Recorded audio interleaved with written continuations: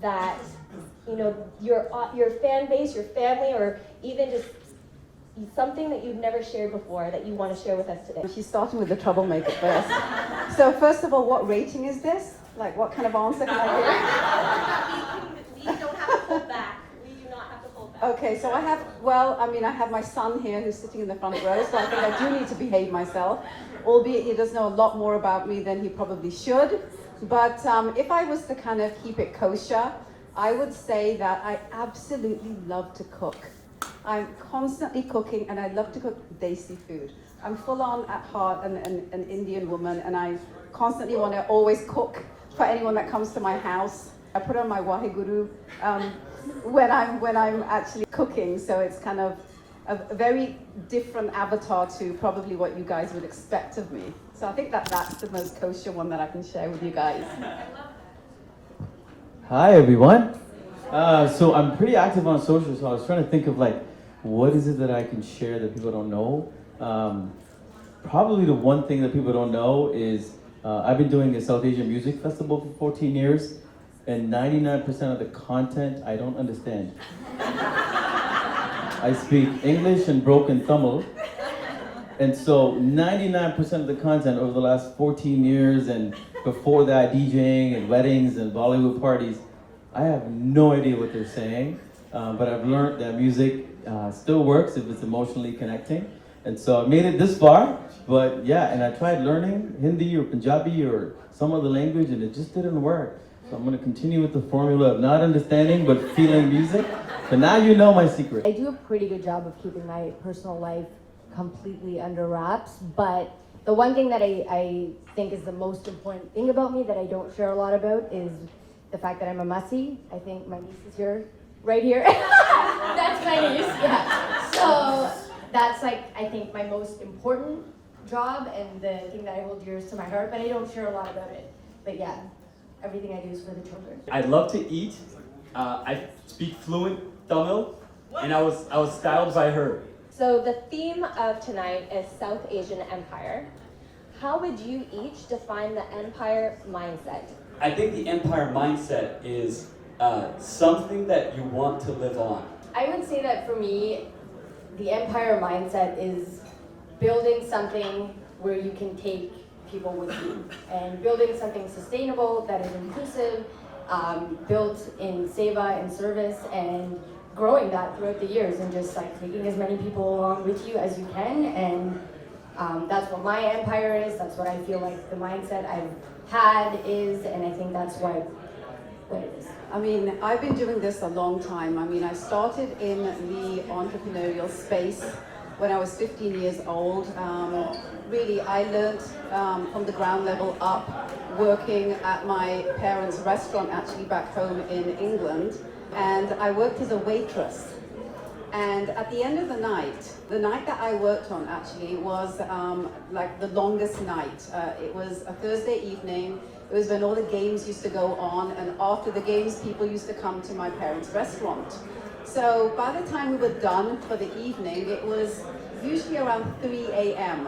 And then of course I had school the next day, and mentioning to you guys that I was 15 at that time, that was a very crucial time during high school as well. It was kind of those latter years where it's really important that you have to kind of try and figure out your shit. So really what happened for me at that time was I learned very, very quickly that there is not going to be any handouts in life. My parents used to get me to go out into the men's washrooms and clean all the piss off of the walls because of, you know, all these people coming from, you know, the clubs and then coming and eating at our restaurant. And I'd be like, you know, like, why do I have to go do that kind of stuff? I used to complain all the time to my parents. My dad says, you got to learn that what you have is not something that was created by you. It was created by me and your mother. If you ever want to create something, you have to understand that it's the shittiest jobs, all the way up to being a CEO, are all things that you have to really value and understand what the value system is behind those jobs. So coming to around 2002, I by accident started a company called Anoki. And the reason I started it was I just recently gotten divorced, and I had a little 3-year-old son at that time, and up until that point I'd only ever been, you know, a sister, a wife, a mother, and I didn't really know who I was. I didn't have an identity that I grew up with, because I grew up in the 80s. At that time, women didn't really have an identity beyond being a mother, wife, and the different roles that I had. So I got really scared when I hit that age. I was 30 years old, I was divorced, and I had this kid, and I didn't know who I was, and I didn't really have any skills at that time either. And I was petrified.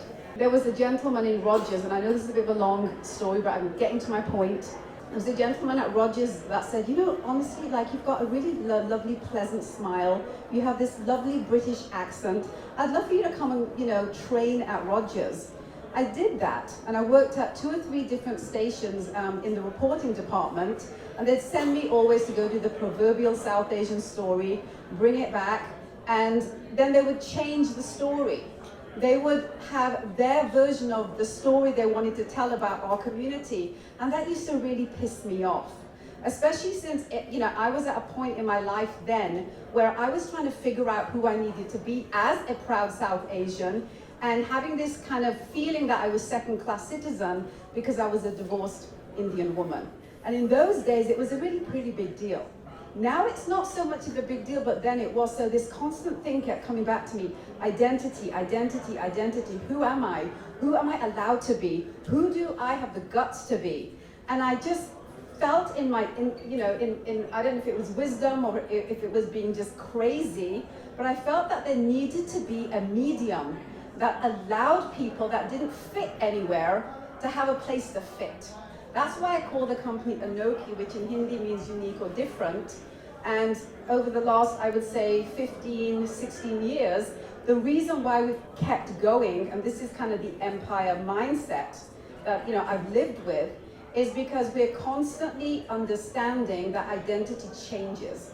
So our company has gone from Anoki Vibe to, for those of you who remember that far back, to Anoki Magazine, to Anoki Media, and just this summer we rebranded to Anoki Life, because we wanted to tell much more deeper and meaningful stories without feeling like people had to fit into a box that we started to feel that Anoki Media was. So long story short, for me, even till today, people who don't know me have a certain perspective of who they think I must be. But to be God's honest truth, folks, the real person I am is that woman that never forgets, at 15 years old, at 3 a.m., I had to go slosh that piss off the walls of a bloody washroom that my parents owned the restaurant of. So I've never ever forgotten, you know, what identity actually means, and I feel that's the key focus that you've got to never forget when you're building an empire. What is the identity of that empire, and when does it not become relevant that you have to actually change things up so that you remain relevant? I think that, to me, is the most important thing. Sorry, I know that was a bit long. When Bobby put this question out on an email, to be honest, I was like, I don't even know what this empire thing means. I think of Lucius, I think of Cookie, I think of empire. So I'm like, what do we answer? And I think nobody starts off day one saying, I'm gonna build an empire, right? We start doing things that make us feel like we want to contribute, we want to make a difference, we want to change something, and then some other person makes a flyer that says, hey man, it's an empire. So my answer starts with sort of this earlier version. Like I'm in my 40s and I've got 2 very distinct versions of myself. There's the 3 to 15-year-old kid born in India, grew up in Singapore, that was labeled dumb and stupid by a little country, reinforced by parents that said academics is the only way to judge you, and since you're a shitty student, you're a shitty human. And that was a story that I 100% believed to my core. And then we got on a plane, and then we landed in Scarborough, and then a whole bunch of strangers gave me a whole bunch of new things, like, you've got charisma, you've got passion, you've got things that I've never heard before. And I'm like, who the hell is right? Because I fundamentally believed everything I heard until I got on a plane. And how could after 12 hours in a new neighborhood, things be so different? And so for me, the idea of starting a business or the idea of being on my own, I had no other choice because I had to figure out what makes me do who I am and who am I. And the only way to answer that question was to constantly life hack everything that I thought I was and then give myself permission to become somebody different. And because 9 to 5 or working for somebody wouldn't give me that opportunity because I'm spending majority of my life living somebody else's agenda, being an entrepreneur or starting my own company was the only way I can figure out how to give myself space to figure this out. So 25 years later, I get introduced as keynote speaker, guy who sold companies, runs this. But those are all labels and ideas that I created by brute force, by obsessive sort of self-life hacking, and always keeping sort of behind my head that I can only move forward if the people that are believing in what I'm doing come along for the ride. So for me, if I tie it back to Bobby's question, you can't build an empire without an incredible group of people who want to be in that empire. And if I can wake up every single day and say, how do I make everybody that I interact with 1% better in whatever capacity, then I think we have a chance of building an empire, and then we leave it up to smarter folks to decide what that empire means or what it's worth. But I think for me, it's always been this obsessive nature to make as many people as possible be a little bit different, challenge your labels, and then like question everything that doesn't make you happy. Did you think you would get to the level that you got to? Or not to imply that you've hit any ceiling, but did you think you'd get here? Did I think I was going to be here? I think that there's a part of all of us that always thinks we're capable of more. I think that what I do today, do I think I can do a little bit more tomorrow? That's kind of the way I look at things. So it's like, you know, growing up, I think I had this massive pressure. Oh my God, I have all this potential. All my teachers would say, yeah, your sister is way smarter than you, and she gets the 90s, and you get like 60s. But if you studied for 10 minutes, you would ace this course. But you're a dumbass.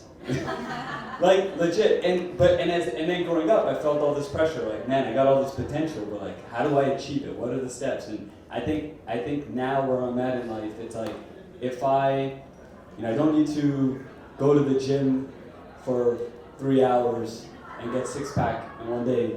I need to just go for the 15 minutes that I have and tomorrow go for 16. And that is in and of itself a success. So it's measuring where I am today and trying to beat where I am today for tomorrow. I think that's the way I would best answer that question.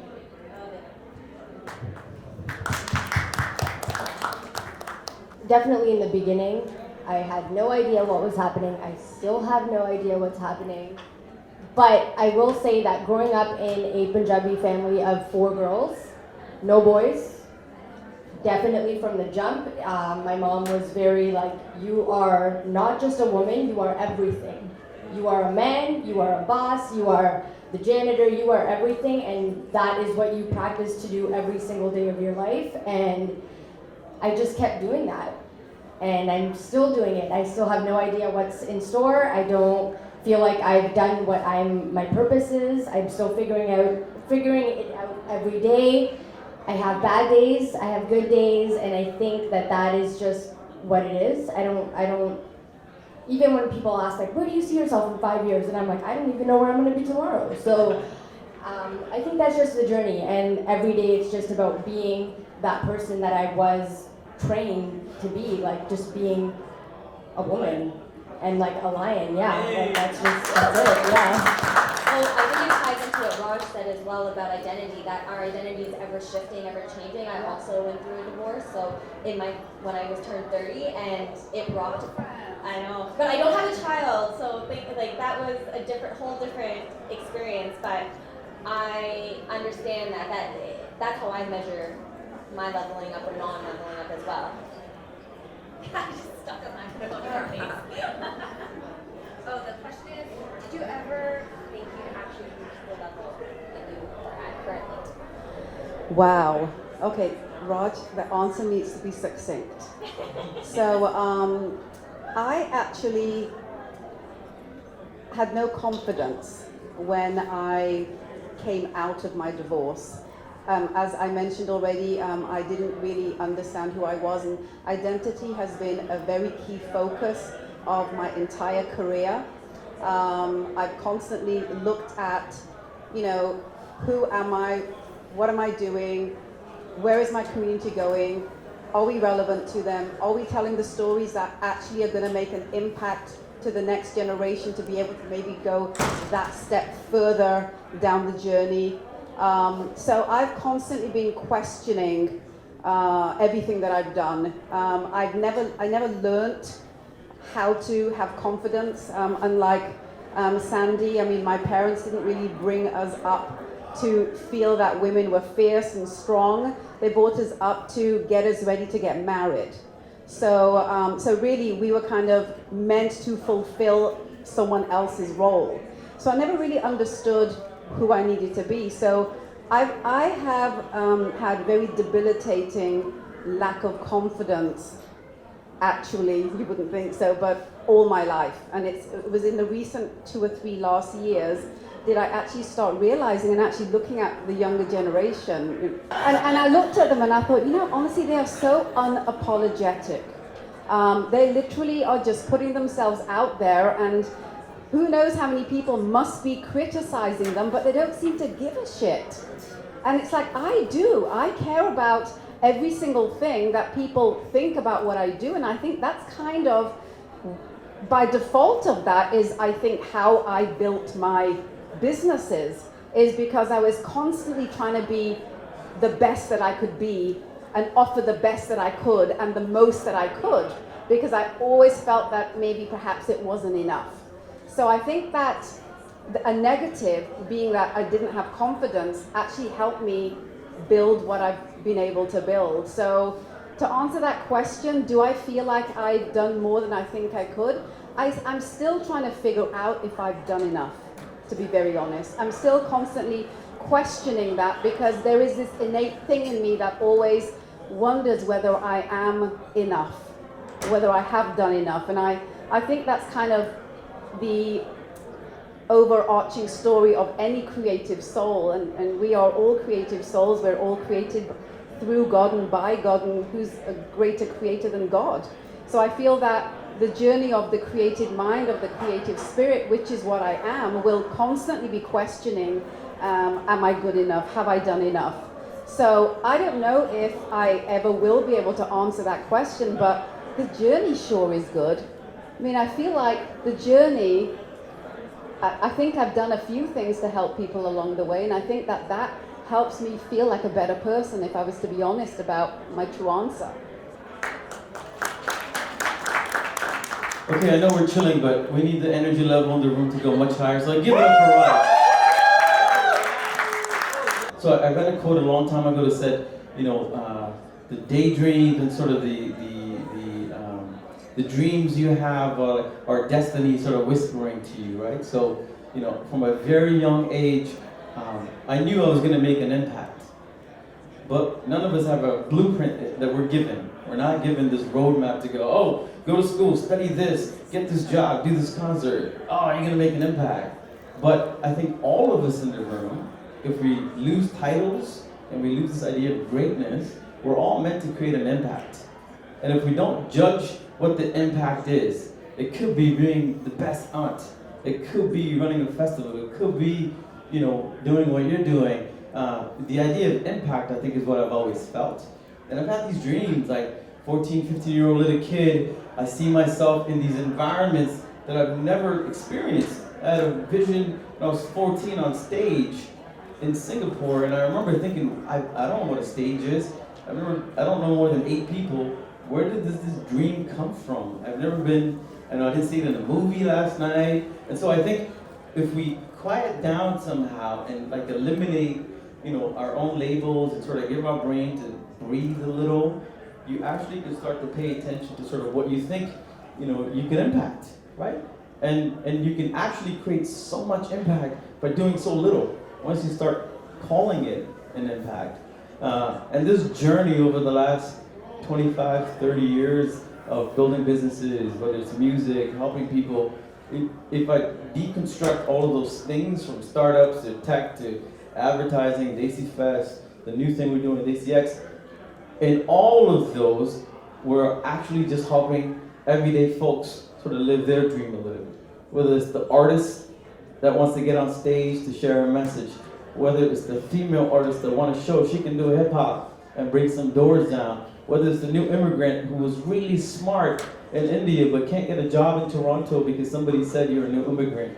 And somehow throughout my entire career in creating impact, we've been sort of able to move the needle forward, right? So I think, are we done? No, I've had this loose sort of game plan in my head of I'm going to spend most of my 20s challenging my early days and reconstructing. I'm going to spend most of my 30s trying to build a skill or two that gives me some sort of confidence that this is what I'm good at. I studied computer science, but most people think I'm a great marketer and brand guy, but that's all learned by making mistakes. You know, and today, you know, in my 40s, we're opening, you know, offices in Brazil, helping artists move from starving to making money, and we're teaching people things that schools are not teaching. All of these are just another way to make impact. And so I think, you know, can I continue to make impact? I hope so. And we'll let sort of the history books decide, you know, what it meant. What scared you most during your journey so far? I think that the biggest moment when I felt the most scared was when I started seeing myself doing things differently than the rest of the women in my household. My sisters, like, all went to school, got married, had kids, still did all incredible things, but for me, it was like, I'm gonna move to New York. And that moment when I actually made that happen was the scariest time, because I've never lived without my parents. We've always been a team. We've always, like, you know, hustled to be able to afford our lives, and it's always been paycheck to paycheck. And me making that decision to be like, I'm gonna go and try to not live at home, not be a teacher, not be near the kids, and just go to New York City and see what that city has in store for me. That was the scariest thing, and it took me 2 years to actually, like, book my ticket and find a place and, like, get out of Toronto. And just, that journey was just terrifying, like, just being out of my comfort zone and all of the things that come with that, like not having your mom's food and not just being around all of your people and literally starting from scratch in another city. And everything, like you said, like, if you're not doing what scares you, you're not doing the right thing. And being on Instagram, doing the styling stuff, being a teacher, none of that stuff really scared me until I was like, okay, I need to do something that really flips my life upside down. And again, the process was long, stressful, even, like, depressing. Like, the first 2 months, like, I wouldn't even call home. Like, I wouldn't FaceTime my parents, I wouldn't FaceTime the kids, because it was just so scary, just not being around them. And the entire journey, they were my cheerleaders. So I think doing that, as great as it was still the scariest. It's such a complex question. As entrepreneurs, like, we take pride in, like, beating fear, even though we're super scared, right? I think probably a few key moments in my life. One was giving myself permission to let go of the version of me that my parents gave me. That was a huge moment for me, to move out at a very early age, not have income, and more than my parents, I've always taken the role of being the eldest sibling really seriously. So to leave when my brother was in his 19s and my sister was in her early teenage years, that was the first time I remember being selfish, and it didn't feel good, and I felt horrible about it, but I needed to do that to change. And so that was probably one of my earliest, most scariest moments. And then as I got into corporate, as an Indian kid without a company in India, which everybody was like, what? You don't work for a company in India? I'm like, no, my office is downtown.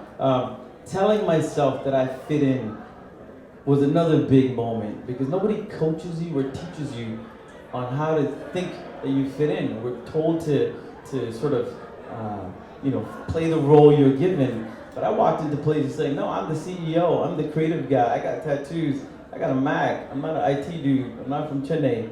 And that took a lot of courage because half the time I was like, the words coming out of my mouth makes me feel really nervous, oh my gosh, right? So that was really, really, a fearful moment to get through. And then, knowing that I've got a family, but I'm also very good when I'm obsessed with stuff. Like, I can't do stuff just because I want to do it. If I'm not all in, if I'm not obsessing over it, if I'm not willing to sacrifice something to get to the next level, I don't feel the passion. And so sort of giving myself permission to stay in the things that make me good. Because so much of like the new immigrant mindset is we're taught survival first.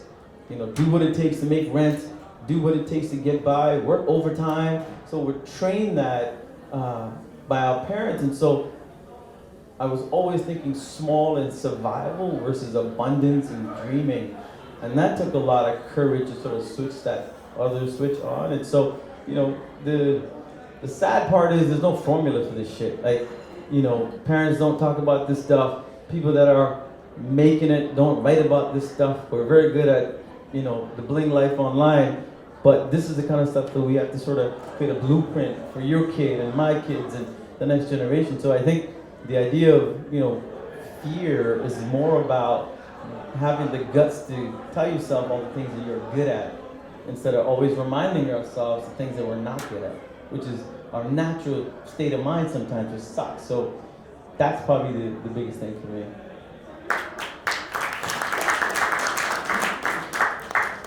How much time we got, guys? How much fear? Wow. Well, my entire life has been kind of, jollying along on, the precipice of fear from my earliest memory. But if I was to kind of instill it down so that we can actually finish up for the night, I would probably mention a couple of key ones that scared me enough to actually make a big change in my life. The first one was to have the courage to get divorced. That probably, when I look back on my life, is probably the scariest thing I've ever done in my life, because I was brought up to believe that once you get married, you're married. I was brought up to believe that people that, women that got divorced, there was something wrong with them, and all of a sudden there I am at 30 and I become her. I become the her that I always looked at and felt that she wasn't really, right. There was something wrong with her. And, by default, God made me her. I became this divorced woman at a time when, in our culture, that really was a four-letter word. It was not allowed, and it's still a very difficult thing to get through as a woman today, especially when you have children, which I had. So I think that was the most difficult thing that I've ever done, especially since I didn't really know who I was, and I've mentioned that already.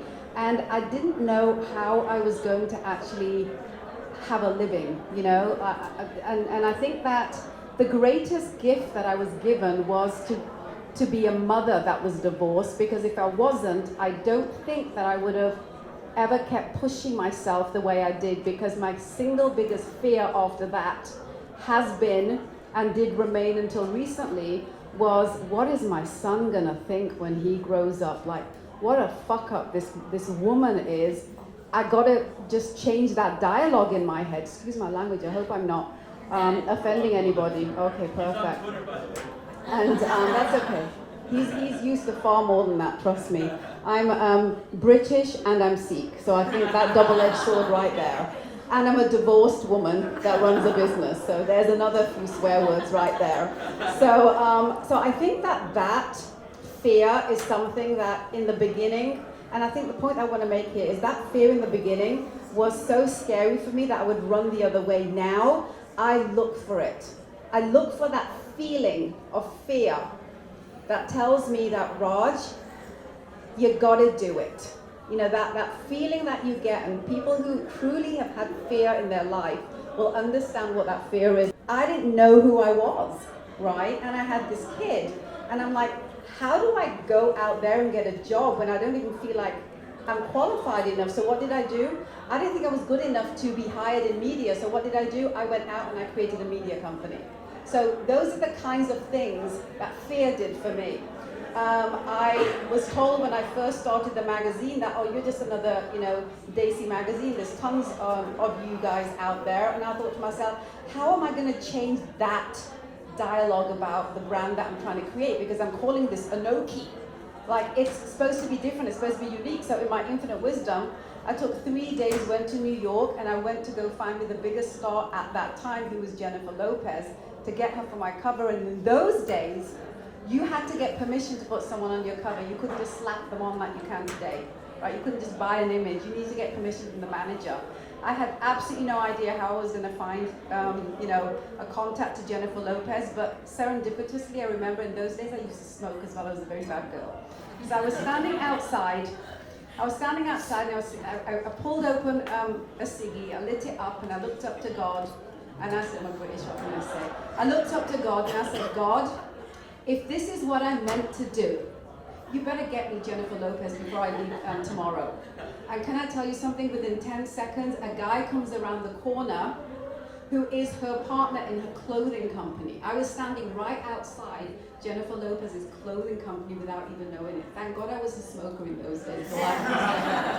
So what did I do? I changed the dialogue of what it meant to be a brown magazine in those days. And I got a lot of flack for it because people said to me, there's so many talented brown people, why are you putting like a non-brown person on the cover? But shall I tell you what was in my mindset?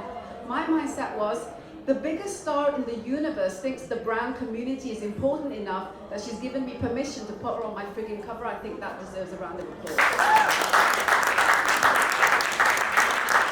Can you share a time you failed forward and what you learned?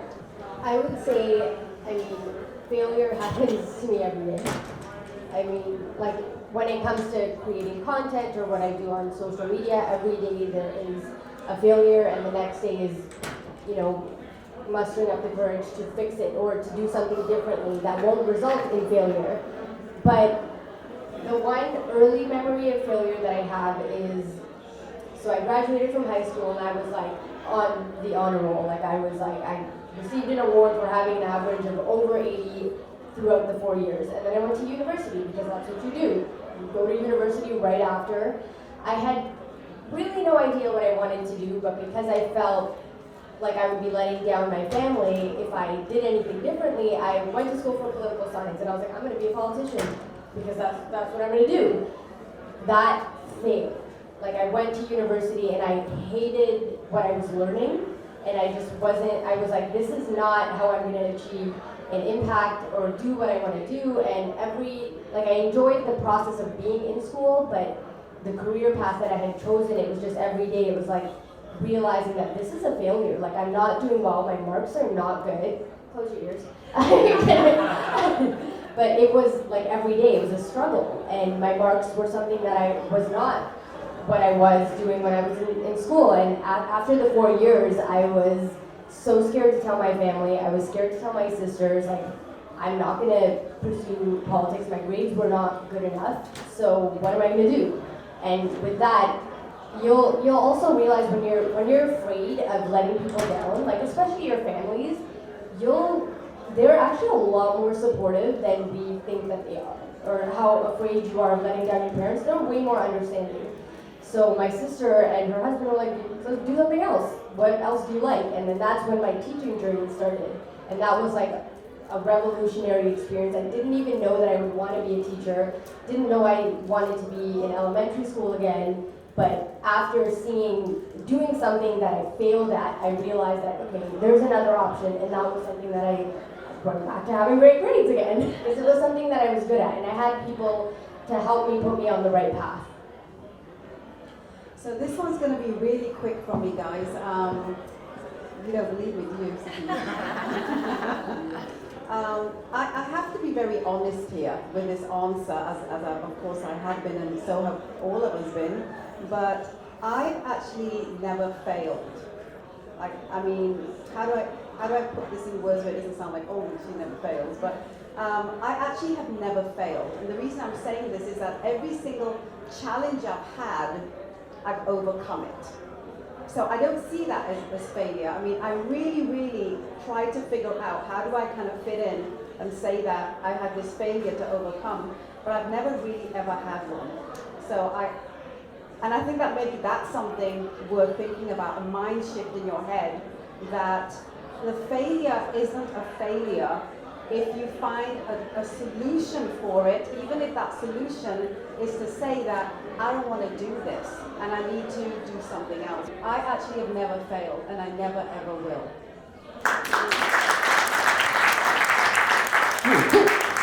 That's good.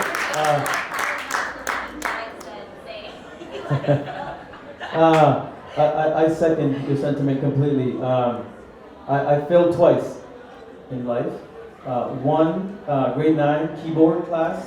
I sucked at it, and I actually failed keyboard, which is weird. I just never showed up.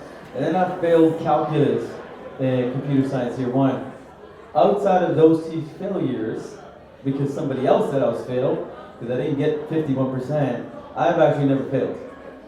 I've had some incredible goals that I've been shifting and course correcting. You know, I kind of look at life like when you have this vision of what you want to do, you kind of don't have a roadmap to do it. It's kind of like 12 years ago when my daughter Layla was born. I knew I have a baby girl. I know she's going to be a wonderful young woman one day. I have no idea how to be a parent or a dad. So I'm figuring things out. But just because she did something bad at 3-year-old doesn't mean I'm going to return her. I'm still going to be the dad. I'm still going to figure things out. So for me, return kids. I love my kids. And I also realized that before she went to school, like JK or SK, whatever it was, nothing she did was bad. There was no limitation. There was no ceiling. Jump from couch to couch, climb the tree, do whatever. I'm like, go, go, go. You take her to school, and then somebody said, ooh, she's not good at this. She can't put sentences together. Her writing is not good. So this whole failure shit is made up by school to grade us to get through life. But once you get out of this academic environment, you never fail. You never ever fail. So the concept is bullshit. What you gotta learn though is when to course correct. You gotta learn when to look at what you're doing and go, hey, I made a decision, I'm gonna make another decision. And it's very simple. When I talk to young people and they're stuck and I go, man, do you know what makes us better than animals? The fact that we can make a decision and then change our mind and make another decision. A tree will always be a tree, a dog will always be a dog. We could be an engineer and then a doctor and a writer and a keynote speaker and a scientist and a DJ because we made a decision. So how could you fail if you have the ability to make a decision? So make decisions, go for it.